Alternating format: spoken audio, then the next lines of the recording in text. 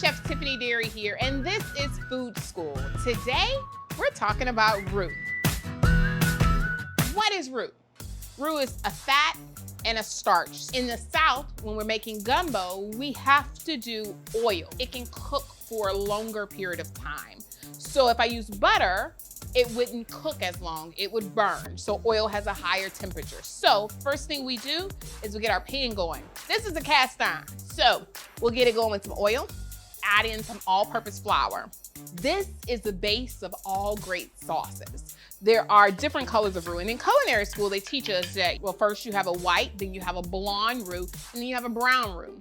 Well, in the South, we have a dark brown roux we call for gumbo. You see how smooth that is? So traditionally, they would stir this over the fire for 2 hours.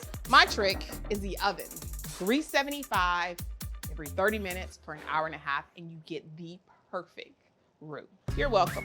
It is smooth, it is velvety, and it is ready for gumbo.